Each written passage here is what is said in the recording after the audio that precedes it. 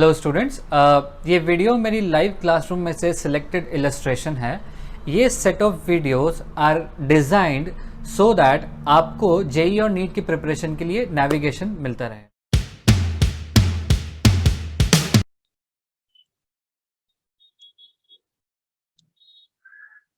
ये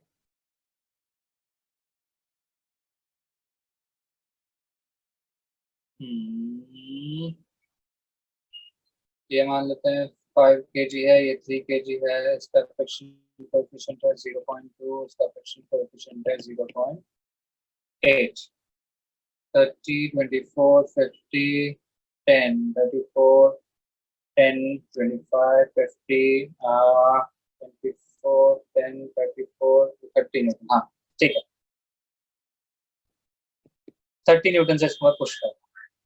अब पूछा है फाइंड पहला एक्सेलरेशन, दूसरा कॉन्टैक्ट फोर्स, तीसरा जो सबसे इंटरेस्टिंग है frictional force 1 and frictional force 2। This is a challenge. Let's see who can understand the question well.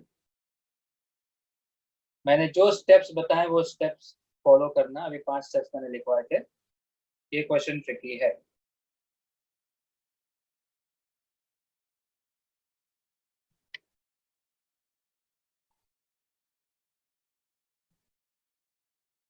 सबसे पहले अपन आइडेंटिफाई करते हैं मैक्सिमम फ्रिक्शनल फोर्स।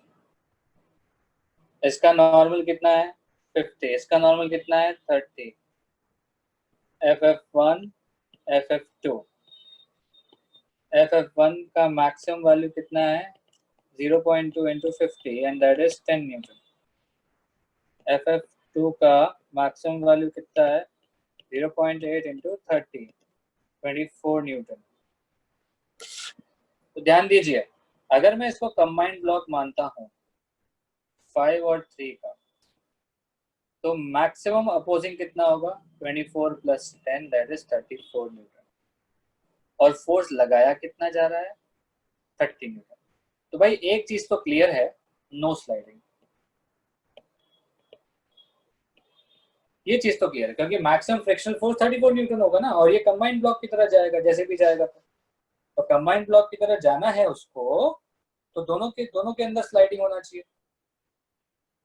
यहाँ पे कंस्ट्रेंट है ना, if both slide then only motion happen,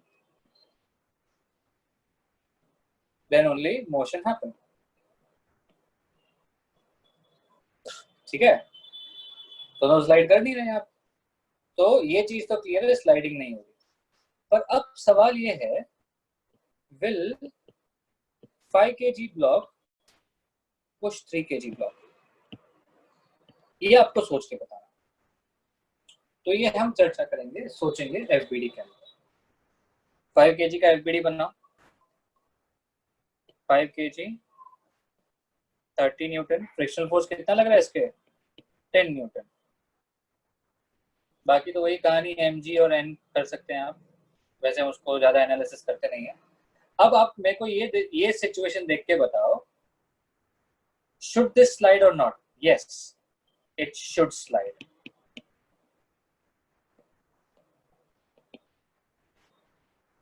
But is it sliding? No, it's not sliding. Implies the contact force is stopping it. ये आई बात समझ में? आगे 30 पीछे 10, स्लाइड तो होना चाहिए, पर यह स्लाइडिंग तो हो ही नहीं रहा। इसका मतलब एक कॉन्टैक्ट फोर्स है जो उसको रोक रहा है। Now this contact force का वैल्यू बहुत इजी है, 30 - 10 आंसर इज 20 न्यूटन। ये कॉन्टैक्ट फोर्स को रोक रहा है जिसका वैल्यू आ गया 20 न्यूटन। चलो भाई 3 kg ब्लॉक को समझते हैं। अगर उस पे कॉन्टैक्ट 20 है तो इस पे कॉन्टैक्ट 20 लगेगा। ऊपर नॉर्मल, नीचे 30, आपकी इच्छा हो लगा लो। अब is it sliding? Yes, it should slide.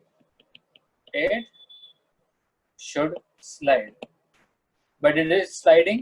No, it's not sliding. यानी कि फ्रिक्शनल फोर्स लग रहा है, ये फ्रिक्शनल फोर्स FF.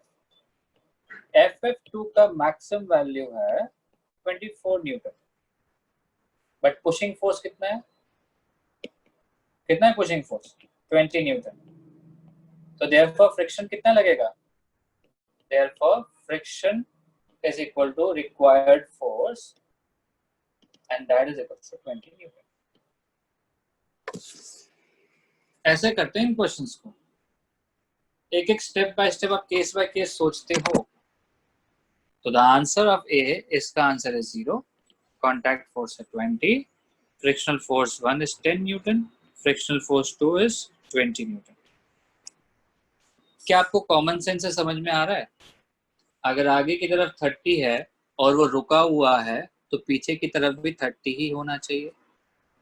इसीलिए the sum of the frictional forces is 30 newton, क्योंकि आगे 30 न्यूटन को रोका जा रहा है. फ्रिक्शन के क्वेश्चन को हर स्टेप पे आपको एनालिसिस लगाना पड़ेगा, हर स्टेप पे.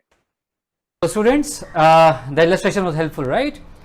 Press the subscribe button and the bell icon so that हम जब जब वीडियो अपलोड करें आपको तुरंत नोटिफिकेशन मिले and you keep testing your concepts so that you are on the right track. Thank you so much.